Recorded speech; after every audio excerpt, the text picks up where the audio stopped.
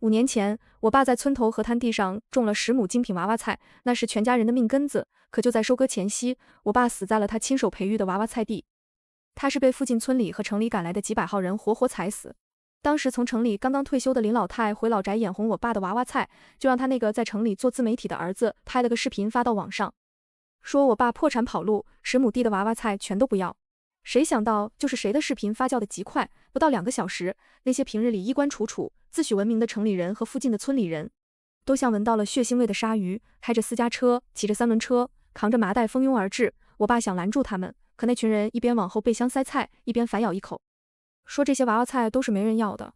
警察看着黑压压的人群，也只能摇头，毕竟法不责众，案子最终也只能不了了之。一晃5年过去了，我回到了这片荒了许久的土地，重新种上了一片百合。这百合叶子碧绿如翠，地底下的球茎看着饱满诱人，可它根本不是什么兰州百合，而是剧毒的水仙花球。这东西含有一种特殊的生物碱毒素，能让人肠穿肚烂，休克丧命。我正蹲在田埂上松土，身后一个弓着腰、眼神刻薄的老太太就磨了过来，我一眼就认出了她，她就是林老太。5年前，就是她叉着腰站在田埂上，指挥着那群疯抢的人，嘲笑我爸是个守财奴。她那双势利的3角眼在地里打了个转，最后落在那一地翠绿的幼苗上，用那种假惺惺的语气开了口，打探我这批百合能卖多少钱。我装作憨厚地告诉她，这是城里大老板定制的补品，1斤就能抵外面几10斤百合的价。听到这话，她眼睛里的贪婪几乎要化成实质，那张皱巴巴的脸挤出了一丝诡异的笑，一边夸我有出息，一边不住地往田里张望。她心里想的什么，我清楚，这季节正是鲫鱼的好时候，她是想着等我这批货长成，再重演一次当年的盛宴。这一套流程，他和他儿子最拿手，造谣引流，哄抢销赃，他们早把这当成了发家致富的门路。这些年来，周围几个村子的承包户被他们坑得倾家荡产，可他们不仅盖起了3层小洋楼，还成了远近闻名的致富带头人。他瞧我还是个愣头青，就觉得我跟我爸一样好欺负，更积极地凑过来说要帮我拉铁丝。我急忙连连摆手，对他说这百合娇贵得很，万一被偷了损一赔10。他闻言不仅不慌，反而冷笑一声，开始用那种长辈教训晚辈的口气说，那是外人对他们村的误解。他说他们村的民风淳朴，当年抢娃娃菜是因为我爸没本事守不住，大家是怕菜烂在地里浪费才帮着收割的。这番话逻辑缜密，把强盗行径说成了助人为乐，可我心中却只觉得一阵阵恶心。之前我就做过统计，光是今年他儿子那个账号就用同样的套路毁掉了2户。而最近的一次是1个星期前，邻村一个种西瓜的老汉，就是因为被他们发了免费采摘的虚假视频，老2口坐在田埂上，看着几千斤西瓜被抢光，当晚就喝了农药。但这群人绝不会想到，这次我这些东西就是特地为他们准备的。想到这里，我低下头看着那片正在土里疯狂吸收养分的毒水仙。5年前，他用谣言杀了我爸，这一次，我会用他们最爱的贪婪，为他们所有人准备一份终身难忘的大礼。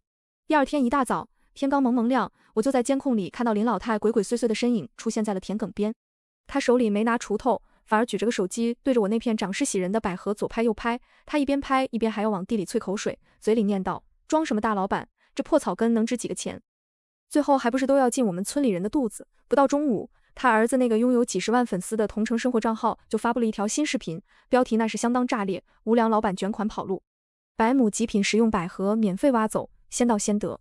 视频里林老太那张充满了正义感的老脸占了半个屏幕，背景正是我那片绿油油的试验品。他声情并茂地编造谎言，说老板欠了工钱跑了，这地里的东西现在谁挖到就是谁的，算是给大家的补偿。为了增加可信度，他还特意拍到了我那辆好几天没挪窝的皮卡车，信誓旦旦地说车里已经没人。看着后台疯狂上涨的点赞和转发，以及评论区里那一排排定位在哪里，这就开车去的贪婪留言，我坐在屋里冷笑出了声。这一招借刀杀人，他们用了5年，早以此为荣，却不知这次借来的不是刀，而是催命符。视频发出去仅仅1小时，通往村口的土路上就已经扬起了尘土。不光有开着私家车的城里人，也有骑着电动3轮的隔壁村村民，甚至还有人开着直播，标题写着带老铁们薅羊毛。我并没有急着出去阻拦，而是不慌不忙地打开了保险柜，将那份真正的植物学检测报告，上面清楚写着水仙碱含量超标2倍，剧毒不可食用的文件锁到了最底层。接着我从抽屉里拿出一叠早已打印好的告示牌，走出了屋子。这些告示牌是我精心设计的红底黄字，看似警示，实则充满了诱导性。大标题写着科研重地，严禁破坏，而在右下角极不起眼的位置，用比蚂蚁还小的字体标注了一行，内部实验品种含有不明生物毒素，禁止食用，后果自负。这更加显得我像是一个为了保护财产而急得团团转的老实人。在那群先头部队贪婪的注视下，我满头大汗地沿着田埂插满了这些牌子。哟，小江这时候才插牌子，是不是晚了点了？林老太不知道什么时候冒了出来，手里提着个大编织袋，一脸看好戏的表情。大家都说是无主的荒地，你这牌子吓唬谁呢？还写什么科研种地？我看你是想拿东西来唬人吧。他故意把声音提得很高，引得周围那些还在观望的人一阵哄笑。在他们眼里，我这就是不想让他们白捡便宜的垂死挣扎。林老太，这真的不能吃，这是实验用的，有毒。我假装焦急的大喊，声音里带着颤抖。嘿，我都活了70岁了，还没见过带毒的百合，想骗我老太婆，你还嫩了点。他轻蔑地瞥了我一眼，直接一脚踢倒了离他最近的那块告示牌，以此来向众人展示他的权威。但他不知道，这正是我想看到的。我强忍着嘴角的笑意，拿出了手机，拨通了那个我等待已久的电话，报警。但我报警的理由不是有人抢劫，而是备案。10分钟后，2位民警赶到了现场，这2位正是当年处理我爸那起案子的警员，如今已经生出了白发。他们看着周围越聚越多的人群，眉头紧锁，但也很无奈。警察同志，你们得给我作证啊！我拉着民警的手，指着满地的告示牌，语气诚恳又无助。我这地里种的可都是搞科研用的特殊品种，这要是被他们抢了吃了，出了事我可赔不起啊！我已经把警示牌都插满了，也口头警告了他们，要是硬抢我也拦不住啊！老民警叹了口气，拍了拍我的肩膀，看着那群蠢蠢欲动的人群，大声用扩音器喊了2句：大家听着，这是私人财产，不要违法哄抢，出了事要负法律责任的。然而，正如5年前一样，林老太在人群里带头起哄：警察同志，你们别听他瞎说，视频上都说了是无主的，这地荒了5年了，长出来的东西就是大自然的馈赠。再说了，法不责众，我们几百号人挖点回去尝尝怎么了？难不成还要把我们都抓走吗？警察被气得够呛，但在这种群体性事件面前，只要没出人命，他们能做的非常有限。简单做了个笔录，证明了我确实及时履行了告知义务和防护措施后，他们便被另一个紧急警情叫走。警车前脚刚走，林老太那双浑浊的眼睛瞬间亮了起来，像是得到了某种默许的信号。她转身冲着身后那群早就按捺不住的人群挥了挥手，像个即将发起冲锋的将军，扯着那尖锐的嗓子喊道：警察都走了，这地没人管了，大家快抢啊！那地中间最大的那几个球茎最值钱，手慢了可就没了。随着他这一声令下，数百人如同决堤的洪水，嘶吼着大笑着越过了那倒在地上的警示牌，踩烂了围栏，朝着那片剧毒的水仙田扑了过去。我那道不堪一击的铁丝防护网连3秒钟都没撑住，我站在高高的田埂上，看着这一幕，看着林老太冲在最前面那矫健的不像70岁的身影，缓缓拿出了手机，按下了录像键。几百号人像是一群饥饿的蝗虫，瞬间淹没了那片田地，铁丝网被踩进了泥里，那一面写着科研种地严禁破坏的牌子被推得东倒西歪，甚至成了他们手中的挖掘工具。我站在田埂上，眼睁睁看着那双曾经踩死过我父亲的脚，如今又踏入了我精心布置的陷阱。他们不仅仅是为了贪小便宜，更是对他人命运的冷漠践踏。别挖了，都别挖了！我冲进人群，声嘶力竭地喊，脸上带着恰到好处表演出的惊恐和绝望。这是我的心血，这是有毒的试验品，这是犯法的，犯法，法不责众，你不懂啊！一个穿着西装看着人模狗样的城里男人，一把推开了我，力气大得惊人，和他那体面的打扮截然不同。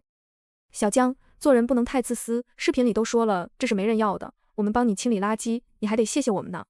就是你种了这么多，我们就拿2个，至于这么小气吗？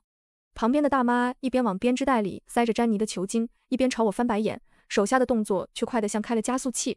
而人群中最显眼的还是林老太，她哪里像个70岁的老人，她就像个不知疲倦的挖掘机，手脚并用，动作比那些年轻人还要利索。她专门挑那些长得大、叶子绿的挖，一边挖还一边用方言骂着周围跟她抢地盘的人，起开！这棵是我先看见的。林老太一肘子顶开了一个想来分一杯羹的小年轻，恶狠狠地护住脚下那株最大的水仙王。那株水仙是我特意用高浓度营养液催出来的，个头足足有拳头大，看起来洁白如玉，实则里面的生物碱含量足以放倒一头成年大象。小年轻还不服气，刚想伸手去抢，结果林老太直接口水喷在他的脸上，撒泼骂道：你也不去打听打听，这10里8乡谁敢抢我林桂兰的东西？这可是上等的百合王，我要拿回去给我那宝贝大孙子补身体的，谁敢动我就躺地上饿死谁。小年轻嫌恶地退开，林老太得意洋洋地用那双满是黑泥的手把那颗毒王小心翼翼地捧了出来，像是捧着个稀世珍宝。哎呦，这成色，这水分！他贪婪地闻了闻那带着泥腥味的水仙球茎，冲着我不屑地大笑，看见没？这就叫撑死胆大的，饿死胆小的。你说有毒，我看是你自己小气。我大孙子正好今天要回来，这大百合肉厚，回去给他熬一锅冰糖银耳汤去火，那可是大补。听到冰糖银耳汤这几个字，我背后的汗毛都要竖起来。水仙碱在高温下虽然会分解一部分，但如果和银耳这种粘稠的东西一起炖煮，毒性反而会被锁在汤汁里，每一口都是致命的浓缩精华。我故意装作被他气得浑身发抖，指着他大喊：林老太，那真的不能吃，那是水仙，你会害死你孙子的。我呸，晦气东西，你敢咒我孙子？林老太捡起一块土克拉就朝我砸来，被我侧身躲开，他还不依不饶，指着我骂道：我孙子那是文曲星下凡，吃了这百合那是锦上添花，倒是你守着这一地宝贝，不知道孝敬长辈，活该你发不了财，跟你那个死鬼老爹一个德行。提到我爸，我藏在袖子里的手猛地攥紧，指甲深深嵌入了掌心，但我忍住。现在的我越是表现得软弱可欺，他们抢起这些毒水仙才会更加得意。这场疯狂的扫荡持续了整整2个小时，原本郁郁葱葱的试验田此刻已经变成了一片光秃秃的烂泥地，连哪怕一根细小的根须都被他们用指甲抠了出来，生怕漏掉一点便宜。此时天色渐晚，夕阳像血一样染红了那片满目疮痍的土地，满载而归的人群开始散去。林老太扛着那个比他人还大的编织袋，走起路来却是虎虎生风。他那辆停在路边的电动3轮车被压得轮胎都瘪了下去，车斗里满满当当全是致命的毒药。临走前，他特意把3轮车开到我面前，露出那口参差不齐的黄牙，冲我露出一个胜利者的微笑。小江，谢了，这大百合新鲜得很，只要洗洗就能下锅，今晚我就炖了，够我们全家吃上一段时间了。说完，他一拧油门，那辆满载着收获的3轮车在夕阳下扬长而去，留下了一串得意的笑声。我站在空荡荡的田埂上，随意拍了拍身上的土，看着那一排排远去的车尾灯，脸上的愤怒和焦急一点点褪去，取而代之的是一抹冷笑。我缓缓弯下腰，捡起那块被他们踢倒、写着剧毒的告示牌，轻轻拍了拍上面的灰尘，重新插回了泥土里。那就祝你们吃得开心。风吹过空旷的田野，发出呜呜的声音，像是在提前奏响的哀乐。此时此刻，林老太家的厨房里，那口高压锅应该已经架到了火上，清甜的银耳配上那块洁白如玉的水仙王，在高温的加持下，正在咕嘟咕嘟的翻滚。我抬起手腕看了看手表，指针正在无情的跳动。还有20分钟，他们应该就能吃上那些免费的大餐。时间1分1秒的过去，夜幕像一口黑锅扣在了红溪村的半空。我坐在2楼没有开灯的书房里，手里把玩着那个高清摄像机的遥控器，镜头正对着村东头林老太家的小院。透过落地窗和摄像机的变焦镜头，我能清晰地看到林家院子里此刻灯火通明，红灯笼都挂了起来，热闹的像是在过大年。林老太这人向来爱显摆，今天占了这么大的便宜，恨不得敲锣打鼓让全村人都知道。他特意把那张平时舍不得用的8仙桌搬到了院子中央，桌子中间摆着一口还在冒着热气的不锈钢大盆，即便隔着几百米，我也能想象出那是怎样的一锅美味上好的银耳炖的软烂粘稠，配上大量冰糖，再加入那颗拳头大小切成块的水仙王，高温慢炖下，剧毒的秋水仙碱已经完美的融入了每一滴汤汁里，无色无味，只有甜腻的香气。哎呦，林大娘，你这手气可真好啊，这么大个头的百合，我在城里超市都没见过。说话的是邻居张婶，她手里也提着个袋子，那是她刚才抢来的几根小个头的球茎。她本来是想回家煮的，但闻着林家院子里的香味，忍不住又凑了过来，眼神直勾勾地盯着那口大盆，满脸的羡慕嫉妒恨。林老太听了这话，脸上那叫一个红光满面。她用汤勺敲的大盆叮当响，得意地扬着眉毛，那是也不看看是谁出马。那个姓姜的小崽子还想拿破牌子吓唬我，说什么有毒，我就知道他是舍不得。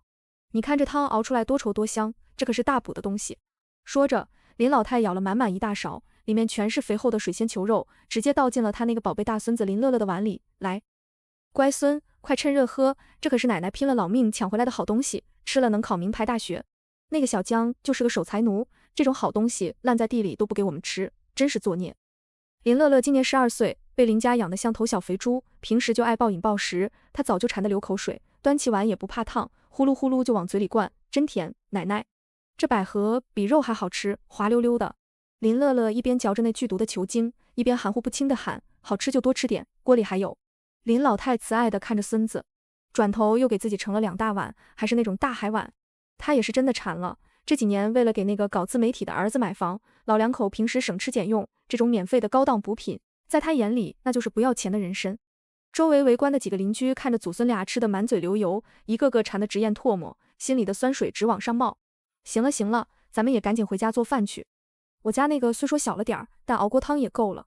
张婶酸溜溜地说了一句，转身就走，脚下步子迈得飞快，生怕晚了一步，这便宜就被别人占光了。不到10分钟，原本围在林家门口的人群就散了个精光，大家都急着回家享用今天的战利品。整个村庄的上空很快就飘起了一股甜蜜的香味，几百个家庭，几百口锅，同时炖煮着同一种剧毒。我在黑暗中冷眼看着这一切，看着林老太喝完2大碗汤后，还意犹未尽地把盆底的碎渣子都刮干净，吃的连一滴汤都没浪费。真是一点都不浪费啊！我轻声感叹，手指轻轻按下了录像键。好戏开场了，变故发生的比我想象中还要快。林乐乐刚刚放下第3个空碗，正打着饱嗝在那揉肚子，忽然他的脸色变了，原本红润的胖脸瞬间变得惨白，那种白是毫无血色的白。他猛地捂住喉咙，发出了一声怪异的呵呵声，就像是被一只无形的大手掐住了脖子。下一秒，林乐乐弯下腰，刚才喝进去的那些甜汤混合着胃酸，像喷泉一样吐了一地。林老太正在收拾桌子，见状非但没急，反而眉头一竖，骂骂咧咧起来：“哎呦，你个败家玩意儿，吃饱了撑的是吧？这可是好东西，你吐了多可惜，是不是刚才跑太急了？”他以为孙子只是单纯的积食，或者是吃太快噎着。在农村老人的认知里，这就不是个事儿。林乐乐想说话，可剧烈的呕吐感让他根本张不开嘴。紧接着，一阵剧烈的绞痛从腹部传来，像是有一把烧红的刀子在肚子里乱绞。奶奶，疼，肚子疼。林乐乐疼得整个人蜷缩在地上，满地打滚，冷汗瞬间湿透了后背。肯定是你偷喝凉水了。林老太还在那唠叨，拿着抹布想去给孙子擦嘴，可就在他弯腰的一瞬间，那股熟悉的绞痛感也像闪电一样击中了他。秋水仙碱的毒性极其霸道，它会直接破坏细胞的有丝分裂，造成严重的胃肠道腐蚀和多脏器衰竭，这种痛苦不亚于古代的穿肠毒药。林老太手中的抹布啪嗒一声掉在地上，他那张老脸瞬间扭曲成了一团，原本骂人的声音变成了一声凄厉的尖叫：“我的肚子！”这声尖叫极其尖锐，在寂静的夜里传出老远。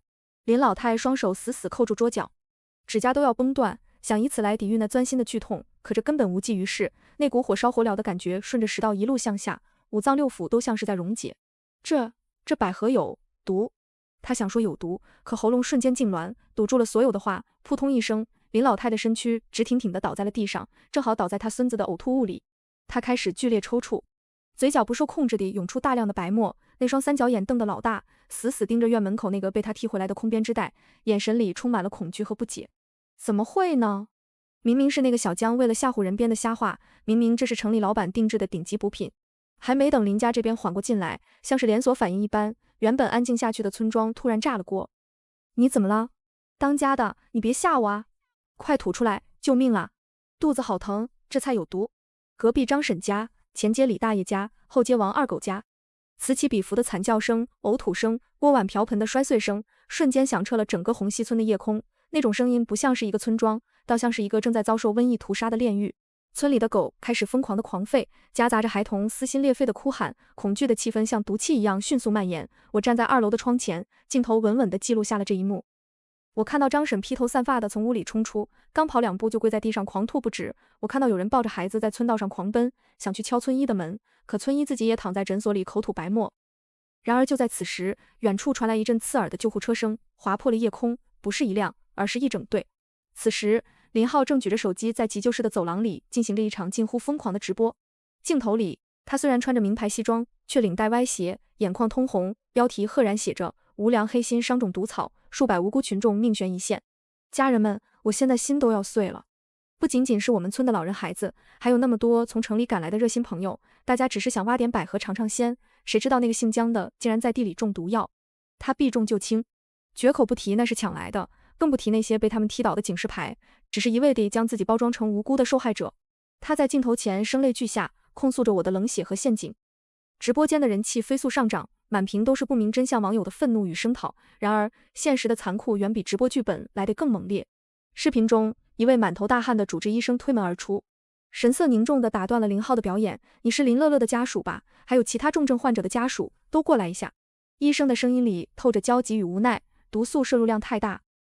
这是高纯度的秋水仙碱中毒，导致了严重的多脏器功能衰竭，尤其是那个孩子和几个老人，情况非常不乐观。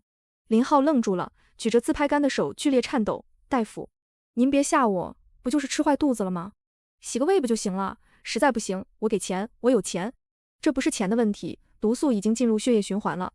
医生叹了口气，递过一叠病危通知书，这是剧毒的水仙，你们怎么能当成蔬菜吃，甚至还特意挑大的吃，这不是拿生命开玩笑吗？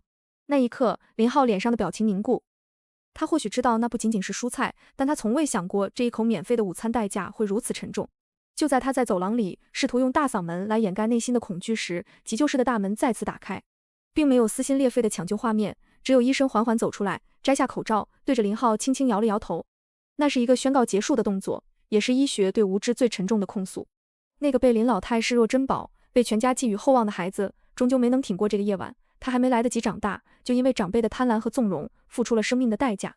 视频里，林浩的手机滑落，屏幕在一阵摇晃后黑屏，只剩下最后几秒混乱的音频。那是林浩崩溃的嘶吼，听不出是悲伤还是愤怒，只有不甘心。姓姜的，你不得好死！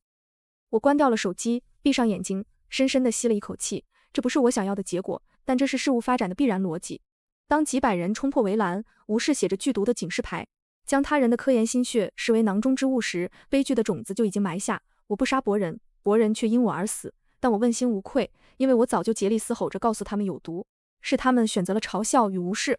而且如果我软弱可欺，那么或许今晚躺在医院或者被逼得喝农药自杀的就是我。窗外的警笛声再次响起，这次比以往任何时候都要急促，最终停在了我家的大门口。透过窗帘的缝隙，我看到几辆闪烁着警灯的警车，敲门声沉稳而有力。姜先生，我们是刑侦大队的，关于今晚发生的大规模中毒事件，我们需要你配合调查。那一夜，警车并没有直接带我离开，因为我家门口的路已经被堵死了。当我戴着银手铐在2名刑警的押解下走出大门时，迎接我的不是深夜的寂静，而是一片刺眼的闪光灯和如同海啸般的谩骂声。就是他，就是这个杀人犯！一声凄厉的嘶吼划破了夜空。那个刚刚在医院经历了丧子之痛的林浩，竟然比我还快一步回到了村里。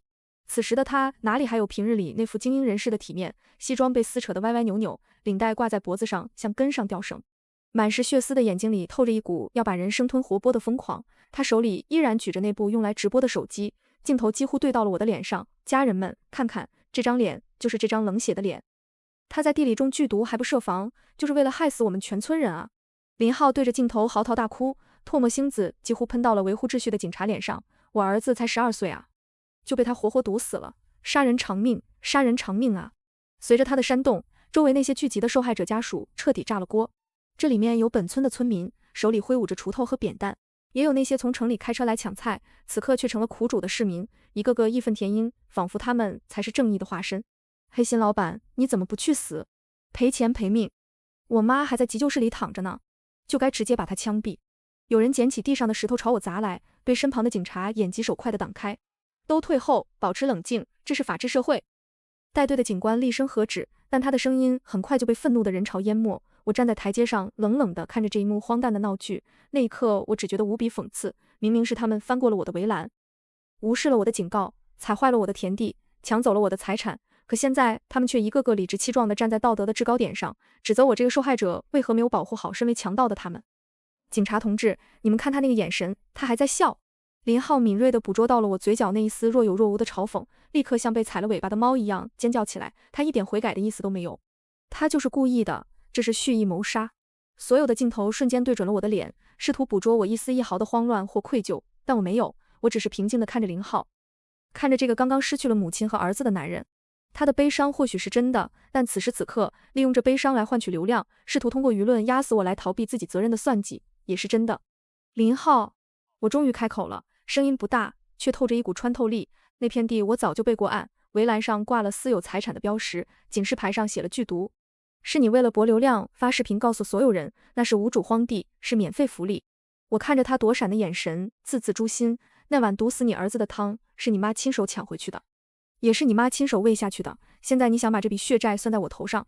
你闭嘴！你血口喷人！林浩脸色瞬间惨白，像是被戳中了死穴，发疯般想冲过警戒线打我。大家别听他狡辩，法不责众，不管是偷是抢，出了人命就是他的责任。够了，有什么话去局里说。警察不再给他继续表演的机会，强行推开人群，护送我上了警车。车门关闭的那一刻，世界终于安静了些许，但我知道这仅仅是暴风雨前的宁静。透过贴着深色防爆膜的车窗，我看到林浩正趴在车窗上，那张扭曲的脸像恶鬼一样贴着玻璃，嘴里还在不停地咒骂。而他的手机直播间里，在线人数已经突破了10万，无数不明真相的网友正在弹幕里刷着严惩凶手。地狱空荡荡，恶魔在人间。警车缓缓启动，碾过地上那些散落的烂菜叶，那是他们哄抢时留下的罪证。我靠在椅背上，闭上了眼睛。他们以为这就结束了吗？他们以为靠着人多势众，靠着谁弱谁有理的强盗逻辑就能颠倒黑白吗？在这个网络时代，真相或许会迟到，但绝不会缺席。尤其是当我也握着那把名为舆论的刀时，我的手在口袋里轻轻按了一下，那里放着一个备用的录音笔，刚才林浩的那番话，以及他煽动人群冲击警车的画面，都已经成了我反击的第一发子弹。当我戴着银手铐走进刑侦大队的办公大厅时，原本喧闹的空气仿佛瞬间凝固，几十双眼睛齐刷刷地投射在我的身上，有愤怒，有不解，更多的是一种看罪大恶极的犯人时的审视。毕竟一夜之间毒倒几百人，还弄出了人命，这种恶性案件不要说在当地，就连全国都极为罕见。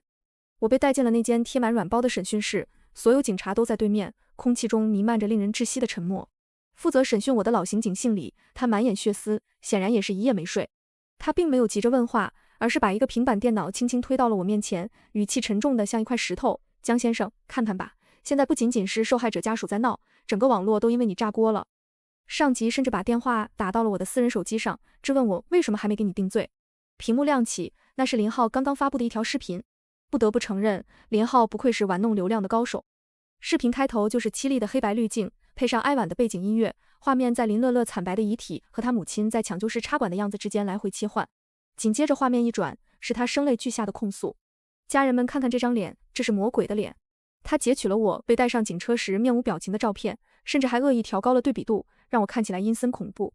他明明知道那是剧毒的水仙，却故意种在村子路边，连围栏都不修。他就是个心理变态的黑心老板，拿我们全村老小的命开玩笑。我妈还在抢救，我那才12岁的儿子就被他活活毒死了。没有被踢倒的警示牌，没有众人哄抢的疯狂，更没有我声嘶力竭的劝阻。视频里只有一群淳朴善良却惨遭毒手的人，还有一个冷血无情的恶魔。仅仅发布半小时，点赞量已经突破了200万，评论区里无数正义感爆棚的网友正在对我进行网络处决。这种人渣不枪毙，天理难容。人肉他，我知道他家住哪，兄弟们跟我去砸。地狱空荡荡，恶魔在人间。李警官叹了口气，敲了敲桌子，因为这个视频，你家门口现在围了上百个主播和情绪激动的群众，有人扔酒瓶，有人甚至试图冲击警戒线。我们的同事正在拼命维持秩序，但压力太大，舆论现在一边倒地认为你是过失致人死亡，甚至是以危险方法危害公共安全。他顿了顿，点开了另一个直播间，那是林浩现在的画面。此时的林浩依然跪在抢救室门口，鼻涕一把泪一把。谢谢家人们的火箭，我真的不想要钱，我只要公道。但这医药费实在是太贵了。一边哭丧，一边还不忘打开了直播带货的链接。大家看看右下角的小黄车，这是我们村滞销的苹果，就当是帮帮我们这些可怜人吧。看着这一幕，我差点笑出声来，真是一场精彩的吃人血馒头大戏。他利用死去儿子的尸骨，为自己铺了一条通往千万网红的血路，只要把我钉死在耻辱柱上，他就不用面对自己教唆抢劫，害死亲妈亲儿子的事实，还能名利双收。你还笑得出来？李警官眉头紧锁，眼神锐利。现在的局面，如果没有铁证，虽然法律讲程序，但民愤难平，你可能会面临极其严重的后果，甚至牢狱之灾。我抬起头，迎着李警官审视的目光，并没有他预想中的慌乱与恐惧。李警官，您是个好警察，但我得提醒您一句，办案讲究的是证据链，而不是谁哭的声音大。林浩以为只要把水搅浑，利用网暴就能逼死我，但他太贪了，贪到忘了他最初犯下的那个致命错误。我看着李警官的眼睛，一字一顿地说道，麻烦帮我查一下昨天下午3点我在县局治安大队备案窗口提交的一份文件。李警官一愣，什么文件？特殊剧毒植物科研种植备案书以及安全警示设施验收报告。我嘴角勾起一抹冰冷的弧度，上面清清楚楚地写着，我不仅报备了剧毒属性，还申请了警方对我的防护措施进行验收，而验收民警的执法记录仪里应该完整地拍到了那块被林浩母亲踢倒写着剧毒2字的警示牌。审讯室里的空气瞬间凝固，李警官猛地站起身，眼神中充满了震惊。如果这是真的，那么性质就完全变了，这就不是什么过失致人死亡，而是一场彻头彻尾自寻死路的抢劫。还有，我指了指那个还在疯狂带货的平板电脑，能不能麻烦您帮我把这段直播录像保存下来？这可是他敲诈勒索和寻衅滋事的铁证，毕竟等这阵风过去了，有些人想跑都来不及了。不到20分钟，审讯室沉重的铁门再次被推开。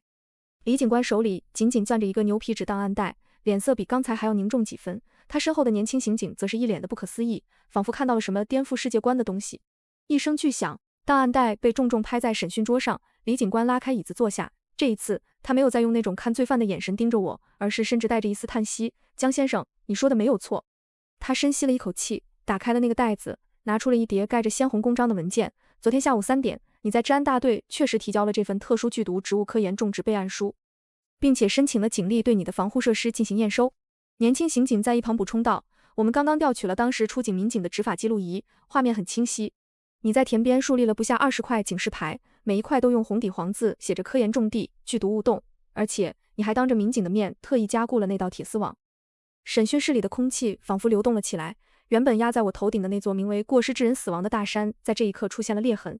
我依然保持着那个舒服的姿势，语气平静：“李警官，我是个遵纪守法的公民，那种水仙变种是我花费巨资引进的科研项目，单株价值过万，我有合法的农业科研种植许可证，也在法律允许的范围内尽到了充分的告知义务。”我顿了顿，目光直视李警官的双眼，抛出了那个最核心的问题：如果不告而拿是为偷，明抢明夺是为匪，那么一群强盗冲破了我的围栏，踢倒了我的警示牌，抢走了我的剧毒科研品，并以此丧命，这笔账难道还要算在受害者头上吗？李警官沉默了。作为一名经验丰富的老刑警，他当然明白其中的法理逻辑。在法律层面上，我不仅没有犯罪，甚至还是这起特大抢劫案的受害者。那些死去的人属于自甘风险，是他们自己的贪婪推开了地狱的大门。法律是讲证据的。李警官点燃了一根烟，眉头紧锁。但现在的问题是死了人，而且还有不少人受到影响。林浩那边的煽动力太强了，舆论已经把你妖魔化。就算我们警方现在发通报澄清，愤怒的网民也会认为你是资本运作，是花钱买命，这就是现实的残酷。在巨大的悲情面前，理性和真相往往显得微不足道。而且，李警官弹了弹烟灰，语气变得严厉起来。虽然你程序合规，但你主观上难道真的没有一点放任的故意吗？你明知道他们会抢，为什么不派人守着？守得住吗？我反问一句，嘴角勾起一抹无奈的苦笑。5年前我爸就是因为想守住那几亩娃娃菜，被他们活活踩死在地里，法不责众，那时候警察也没办法。现在的我只是吸取了教训，既然拦不住，那就只能告诉他们有毒，是他们自己不信，这能怪我吗？李警官被我问得哑口无言。5年前的卷宗他或许没看过，但他能感受到我话语里那股压抑了多年的寒意。经过长达3个小时的取证和法律条文比对，警方内部终于得出了初步结论，我不构成刑事犯罪，甚至连行政处罚都缺乏依据。你可以办理取保候审了。凌晨4点，李警官把那张单子递给我时，表情有些复杂，但这并不代表你没事。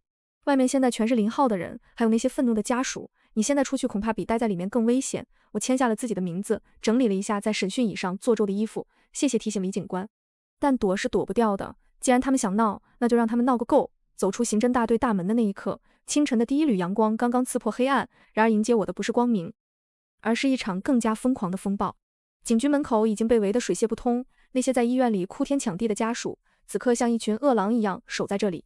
而在人群的最前方，那个穿着破烂西装依然举着直播手机的林浩正死死地盯着门口。当看到我毫发无损地走出大门，甚至连手铐都摘了时，林浩的表情瞬间从悲伤变成了不可置信的狰狞。放了，你们竟然把他放了！林浩对着镜头嘶吼，声音尖锐地变了调。黑幕，绝对有黑幕，杀人犯都能大摇大摆地走出来，这世道还有没有王法？随着他的煽动，人群彻底失控，烂菜叶、臭鸡蛋，甚至还有石头雨点般向我砸来。打死他，给乐乐偿命，不能让他走。维持秩序的防暴警察不得不举起盾牌，筑起一道人墙，将我护在身后。我站在盾牌后面，透过缝隙看着林浩那张因为极度愤怒和恐惧而扭曲的脸，他怕了。他没想到法律真的没能按死我，所以他现在只能更加疯狂地煽动舆论，试图用暴民的怒火将我吞噬。但我没有躲闪，也没有愤怒，我只是对着林浩的镜头，缓缓举起了手里的那份取保候审决定书，以及那份盖着鲜红公章的不予立案通知书。那一刻，林浩的瞳孔猛地一缩，走出警局大门的那一刻，世界仿佛在我的耳边炸开。没有任何过渡，我就像是一块被扔进食人鱼池的鲜肉，刺眼的闪光灯，愤怒的咆哮，还有那令人作呕的腥臭味瞬间将我淹没。一个腐烂的西红柿狠狠砸在了我的肩膀上，汁水溅到了我的脸上，但我连擦都没擦，只是冷冷地盯着正前方那个像疯狗一样扑过来的人影林浩。此时的他哪里还有半分千万网红的体面？他那身昂贵的西装被撕扯得歪歪扭扭，领带像上吊绳一样挂在脖子上，满是血丝的眼睛里透着一股要把人生吞活剥的疯狂。他甚至冲破了警戒线，一只手死死揪住我的衣领。另一只手举着还在直播的手机，镜头几乎都要戳进我的鼻孔里。放了，你们竟然把它放了！林浩对着镜头嘶吼，声音尖锐的变了调，唾沫星子喷了我一脸。杀人犯，你还敢笑？我儿子尸骨未寒，你竟然还能笑着走出来！大家看啊，这就是黑幕，这就是资本的力量。随着他的煽动，周围那些早已红了眼的受害者家属彻底失控，有人捡起砖头，有人挥舞着哭丧棒，还有人试图推倒维持秩序的防暴警察。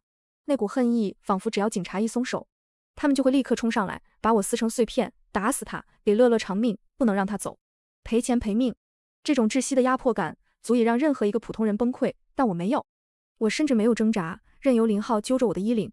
我只是微微低头，眼神越过他狰狞的脸，直直地看向那个正在疯狂滚动的直播间，弹幕在线人数已经达到50万。很好，林浩，你闹够了吗？我突然开口，声音不大，却透着一股让人心悸的冷静。林浩一愣，似乎没想到我在这种情况下还敢说话，他反而更加嚣张地把手机凑近。你想毒死全村人，还敢说我闹？家人们，你们听听，这是人话吗？既然这么多人看着，那正好。我嘴角勾起一抹讥讽的弧度，目光却像一把手术刀，精准地切入了他最恐惧的地方。林浩，你现在之所以这么激动，是因为死的是你的家人。可你是不是忘了告诉大家，那碗毒死你儿子的汤，是你妈亲手抢回去的，是你妈亲手喂下去的？你闭嘴！是你中毒水仙，故意不设防。林浩还在嘴硬，眼神却开始躲闪。不设防？我突然提高了音量，指着那些同样满脸愤恨的村民。那好，我问问在场的乡亲们，昨天下午3点是谁在村群里发的视频？是谁信誓旦旦地说老板跑路，那是无主荒地，谁想到就是谁的？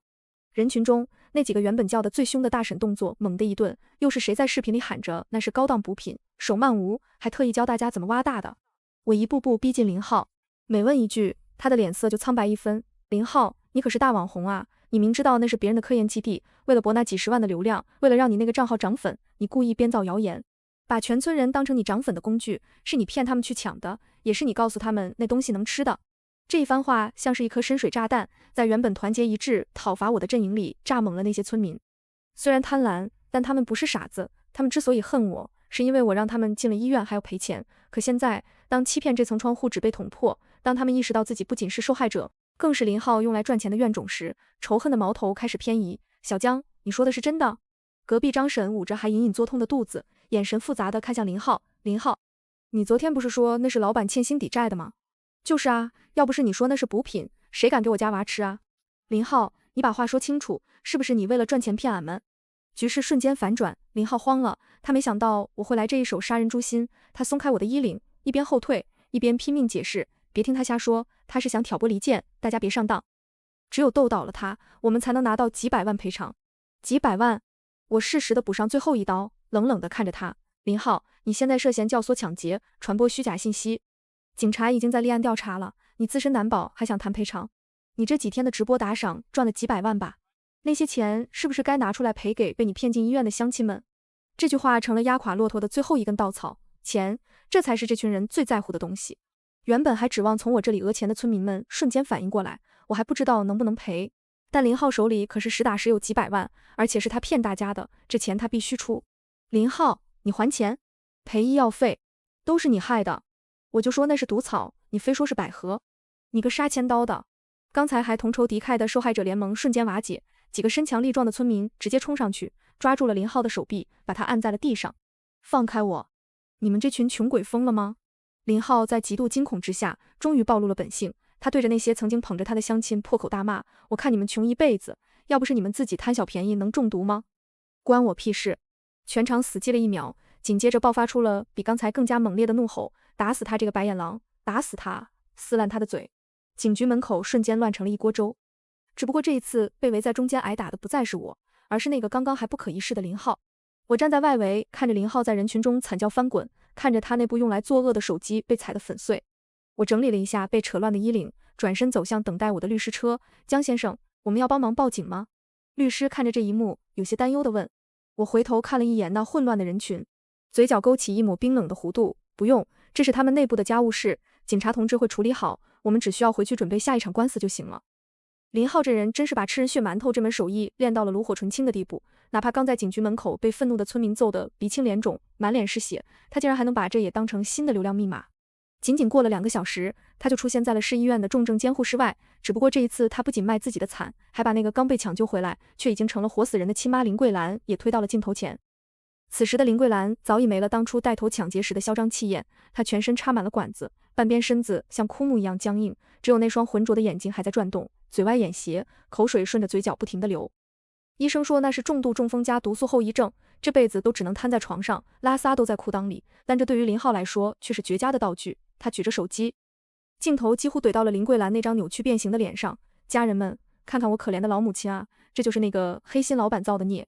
林浩哭的那叫一个撕心裂肺，眼泪鼻涕混着脸上的血迹，看起来触目惊心。我妈一辈子没享过福，临老了被他害成这样，求生不得求死不能啊！那个姓姜的竟然还雇凶打我，这种只手遮天的恶霸难道就没有王法能治了吗？直播间的人气瞬间冲到了全站第一，不明真相的网友被这一幕彻底激怒，看着那个瘫痪在床奄奄一息的老人，无数正义感爆棚的键盘侠在弹幕里刷着严惩凶手，枪毙恶霸，礼物特效更是把屏幕都挡住了。我换了一身体面的衣服，坐在酒店的套房里，手里晃着红酒杯，冷眼看着这出荒诞的闹剧。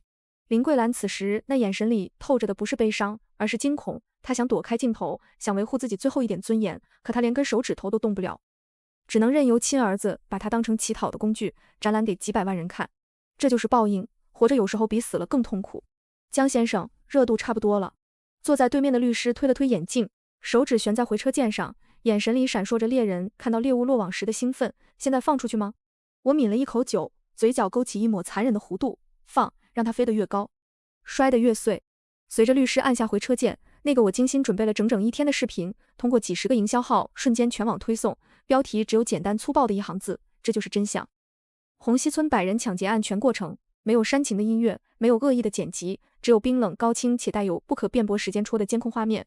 视频的第一帧就是那个阳光明媚的午后，画面中我那片试验田周围拉起了半人高的铁丝网，每隔5米就竖立着一块醒目的红底黄字警示牌，科研种地，剧毒勿动。甚至在田埂入口处还立着一个正在循环播放的高音喇叭，私人财产严禁入内，违者后果自负。紧接着，那个此时正躺在病床上装可怜的林桂兰生龙活虎地出现在了画面，监控的高清镜头精准地捕捉到了她脸上那副贪婪而又刻薄的表情。她带着几百号人，像是一群闻到了血腥味的野兽，疯狂地涌到了田边。当看到那块写着剧毒的警示牌时，她不仅没有停下，反而露出了一个极其不屑的冷笑。画面里林桂兰那尖锐的嗓音清晰无比，剧毒，呸，装什么大尾巴狼，这不就是骗我们要钱吗？大家别信他的话，法不责众，咱们这么多人，他敢把我们怎么样？说完，他在众目睽睽之下抬起那双穿着布鞋的脚，狠狠地一脚踹飞了那块救命的警示牌。警示牌倒地，被无数双贪婪的脚印踩进了泥里，那是对规则和法律最赤裸的践踏。随后他大手一挥，如同指挥千军万马的将军，给我冲，把那个最大的留给我孙子。视频继续播放，是我声嘶力竭地从屋里跑出来阻拦，是我被林浩一把推倒在地，是他指着我的鼻子骂我小气，是他对着镜头得意洋洋地说，这是大自然的馈赠。每一个细节，每一句辱骂，甚至林浩那副得了便宜还卖乖的嘴脸，都被完完整整地记录了下来。最讽刺的是，视频的最后，林桂兰抱着那颗最大的毒王，对着我的镜头笑得合不拢嘴，看见没？这就叫撑死胆大的，我有这胆子，你就活该倒霉。视频戛然而止，全网死寂了整整1分钟。紧接着，舆论的风向如同遭遇了核爆，瞬间逆转。林浩的直播间里，那些原本还在刷着心疼奶奶严惩凶手的弹幕突然消失了，取而代之的是满屏足以淹没服务器的愤怒与谩骂。我瞎了，我真的瞎了，这就是所谓的可怜老人。天啊，那老板都跪下求他们别挖了，说是剧毒，他们还打人，这哪里是务实，这简直是明抢啊！那老太婆活该瘫痪，这就叫现世报，毒死都便宜她了。直播画面里，林浩显然也看到了弹幕的风向突变，他慌了，那张刚刚还哭得梨花带雨的脸瞬间变得惨白如纸。他手足无措地想要解释，想要关掉直播，可系统却因为流量过大而卡顿，无论他怎么点，那个直播间依然顽强地挂在那里，让他像个小丑一样接受几百万人的公开处刑。不是这样的，那是假的，那是假的。林浩对着镜头语无伦次地嘶吼，而躺在病床上的林桂兰似乎也感应到了什么，她那原本僵硬的身体开始剧烈颤抖，喉咙里发出吼吼的怪声，浑浊的眼泪顺着眼角流下。那是悔恨吗？不，那是绝望。看着屏幕里这对母子狼狈不堪的样子，我脸上只剩下一抹嘲讽，轻轻碰了一下屏幕，别急，这只是开始。我转头看向律师，语气平静的像是在谈论明天的天气。诽谤罪、寻衅滋事罪、侵犯财产罪，起诉书都准备好了吗？律师合上电脑，冲我微微一笑，放心，每一条都够他把牢底坐穿。而且那些被他骗了的受害者家属，现在恐怕比我们更想撕碎他。不过我知道，对于林浩来说，真正的噩梦才刚刚拉开序幕。医院的消毒水味也盖不住那一股子令人作呕的血腥气。这里是医院特护病房，病房的门被撞开时，林浩手里正攥着那把用来削苹果的水果刀，刀尖抵在自己的脖子上。他不是想死，他只是在对着闻讯赶来的2名负责调解的骗警歇斯底里地吼叫。可惜这一招对付心软的网友或许有用，但在已经被逼上绝路的受害者面前，就像个笑话。就在这时，病房的门被人狠狠一脚踹开，发出一声巨响，木门撞在墙上，发出令人牙酸的碎裂声。林浩，还钱！紧接着，原本守在医院走廊里的几十号人，像是一群闻到了血腥味的恶魔，发疯般冲了进来。这些人里有披头散发的本村村民，手里挥舞着刚刚收到的律师函，也有那些西装革履却满脸戾气的城里人。他们昨天开着豪车来抢福利，今天却面临倾家荡产的索赔和刑事责任。大家都看到律师函了，上面说因为林浩骗俺们抢劫，俺们才要赔500万。只要林浩把这钱赔了，俺们就没事了。带头的正是隔壁那个平时老实巴交的张婶，此刻却像是个泼妇，那眼神恨不得生吞活剥了林浩。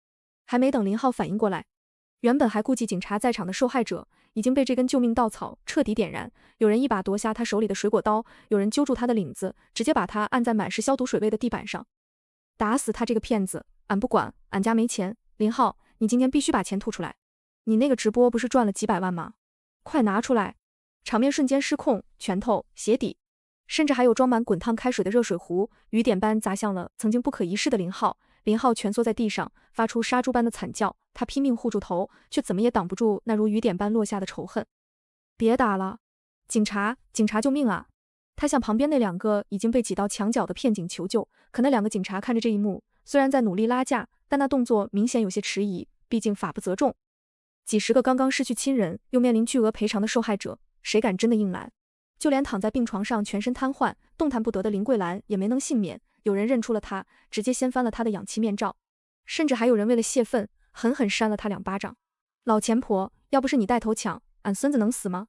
林桂兰那原本僵硬的身体剧烈地颤抖起来，喉咙里发出风箱般破损的喘息声，浑浊的眼泪混着口水流满了枕头，那是比死还要难受的凌迟。他想伸手去护儿子，想张嘴去骂邻居，可他什么都做不了，只能眼睁睁看着那群平日里巴结他的邻居，此刻变成了要吃人的厉鬼。就在这场闹剧即将变成私刑处决的时候，走廊外突然传来了整齐划一的脚步声。都住手！全部退后！一声威严的暴喝传来，伴随着几名全副武装、神情肃杀的刑侦特警冲了进来。看到特警，林浩像是看到了亲爹一样，哭着爬过去抱住其中一人的大腿。警察同志，快去救我！他们要杀人，快把他们抓起来！然而迎接他的不是保护，而是一副冰冷的手铐。随着一声脆响，林浩整个人僵住。带队的警察冷冷地看着他，直接将一张刑事拘留证拍在了他的脸上，上面的罪名不再是轻飘飘的治安滋事，而是触目惊心的职务侵占、诈骗以及教唆抢劫。林浩，别演了！队长声音不大，却字字诛心。刑侦大队已经查清了，你利用直播平台虚构事实，非法获利数百万。你那个所谓的助农苹果链接，实际上是你自己注册的空壳公司，涉嫌巨额诈骗。跟我们走一趟吧。诈骗！林浩手里的拘留证滑落在地，他那张因为极度恐惧而扭曲的脸瞬间变得惨白如纸。刚才即使被打都没绝望的他，此刻彻底瘫软在地上，因为他知道这一进去可能就是无期徒刑，而且还会没收财产。带走！随着带队警察一声令下，林浩撒泼不肯配合，警察只能像拖死狗一样把他拖了出去。这一次没有同情的目光，只有病房里那群受害者鄙夷的眼神和林桂兰绝望的喘息声。活该！骗子进去了，俺们的钱找谁要啊？受害者们看着被带走的林浩，这才反应过来最重要的问题，顿时又是一片哭天抢地。而此时，律师的电话突然打进了我的手机，语气带着一丝冷意：江先生，刚查到的消息，林浩的老婆没在医院，也没请律师，他带着林家所有的存款和变卖房产的钱，半小时前刚买了去国外的单程机票。我闻言，嘴角终于勾起了一抹冷笑。这就对了，比起坐牢，那种被至亲背叛、一无所有，在铁窗里数着日子等死的滋味，才是对他最狠的惩罚。林浩前脚刚被警察带走，后脚那几十个原本在走廊里哭天抢地的受害者就瞬间冲进了病房，把所有怒火都撒在了林桂兰身上。林浩进去了，钱被卷走了，唯一的指望只剩下眼前这个瘫痪在床还剩一口气的老太婆。瞧，这老太婆身上有金首饰。不知道是谁吼了一嗓子，这句话彻底点燃了所有人的疯狂。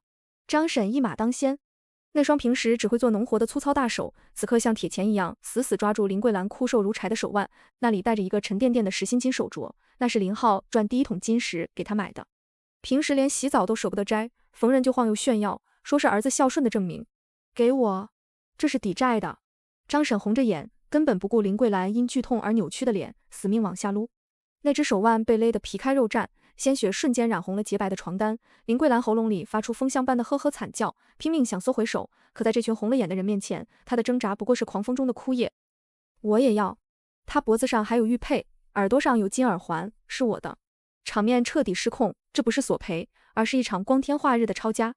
几个人七手八脚按住这个瘫痪的老人，硬生生从他身上剥离每一个值钱的物件，耳垂被扯裂，鲜血淋漓，脖子被勒出紫红色的勒痕。那枚贴身的玉佩最终被一个平日里文质彬彬的城里人抢去，短短几分钟，林桂兰身上就被洗劫一空，她像个破布娃娃一样躺在血泊里，头发凌乱，眼神空洞。那一刻，她或许想起了5年前，她也是这样带着人冲进我爸的娃娃菜地，抢光了每一颗菜，那时候的她何等得意，何等嚣张。天道好轮回，苍天饶过谁。就在这时，一个穿着西装的受害者接了个电话，脸色瞬间惨白，手机差点摔在地上。妈的，林浩那老婆跑了，刚查到的，那娘们卷了所有存款，连夜坐飞机出国了。这个消息如同晴天霹雳，击碎了所有人最后的理智。钱没了，人进去了，存款也被卷跑，唯一的念想只剩林家那栋3层小洋楼里的东西。快去林家搬东西，晚了就什么都没了。人群像炸了营一样涌出医院，没人再看一眼躺在床上奄奄一息的林桂兰，所有人都争先恐后的冲向停车场，生怕比别人慢一步，漏掉一点便宜。林桂兰眼珠子都要瞪裂，她听得清清楚楚，那群她曾经带过头的乡亲要去抄她的家，那是她半辈子的心血，是她哪怕瘫痪也要守住的最后一点念想。不，她张大嘴，发出风箱般嘶哑的吼声，拼命想伸出手抓住离她最近的人影，可那只枯瘦的手在空中徒劳挥舞，连那衣角都没碰到。急火攻心之下，她爆发出回光返照般的力气，猛地将上半身探出床沿。一声闷响，林桂兰连人带被子重重摔在冰冷坚硬的地板上，输液管被硬生生扯断，针头带着血肉从手背上崩出，鲜血溅射在白色的墙裙上，床边的尿袋也被压破，黄浊的液体流了一地，混合着血腥味，刺鼻的让人作呕。剧痛让她浑身抽搐，像一条被扔上岸的濒死鱼。她努力抬头，脸因痛苦和愤怒扭曲成厉鬼，一双浑浊的眼睛死死盯着那扇晃动的病房门。然而没有一个人回头。终章半年后，红溪村那场震惊全国的剧毒水仙案终于落下了帷幕。法院的一审判决书像一记响亮的耳光，狠狠扇在每一个参与者的脸上。林浩因非法经营罪、职务侵占罪、教唆抢劫罪、传播虚假信息罪数罪并罚，被判处有期徒刑15年，并处罚金500万元。他在法庭上痛哭流涕，试图用上有老下有小博取同情，可法官只是冷冷敲响法锤。他不仅要坐牢，还要用城里的2套房产赔偿受害者的医药费和我的全部经济损失。那个曾经不可一世的千万网红，最终倾家荡产，成了真正的一无所有。而他卷款潜逃的老婆也没能逃过法网。他在国外机场刚落地，就被国际刑警按红色通缉令当场逮捕，所有赃款被悉数追回，等待他的是漫长的引渡审判和牢狱之灾。这对靠着欺骗和贪婪发家的夫妻，终究在铁窗里团聚。那些参与哄抢的村民和城里人，日子也不好过。法院考虑到人数众多，未全部判刑，但每个人都背上了巨额民事赔偿。为了赔钱，有人卖车，有人抵房，成了十里八乡的笑柄。带头抢劫的张婶不仅赔光家底，还被读大学的儿子嫌弃丢人，彻底断绝了母子关系。最惨的还是林桂兰，她在医院的闹剧中捡回一条命，却因无人缴纳医药费，被医院送回了早已成空壳的林家小楼。那栋她曾经引以为傲的3层洋楼，如今四面透风，蛛网密布，没人照顾，没人探望，就连她曾经喂过的那条狗都不愿再回到这个冰冷的院子。听说在一个风雪交加的冬夜，有人路过林家门口，听到里面传出几声凄厉的惨叫。第二天清晨，人们发现他僵硬地趴在满是灰尘的地板上，手里还死死抓着一个被砸烂的布偶，那是他孙子林乐乐小时候的玩具，也是他留在世上最后一点念想。他临死前身边没有一个人，这就是报应，来得虽迟，却从未缺席。清明节那天，我来到了父亲的墓前，斟了一杯酒，缓缓洒在墓前的泥土里。爸，您可以安息了。风吹过坟前的松柏，发出沙沙的声响，像是父亲温和的回应。我站在墓前，望着远方那片曾经荒草丛生，如今已重新焕发生机的土地，心里没有复仇的狂喜，只有一种尘埃落定的平静。贪婪是万恶之源，它能让人丧失理智，泯灭人性，最终引火烧身。那些为了蝇头小利铤而走险的人，或许能得意一时，但终究逃不过因果循环的审判。而我只是让这场审判来得更早一些而已。从此，红溪村再无哄抢之事，那片河滩地也终于回归了本该有的平静。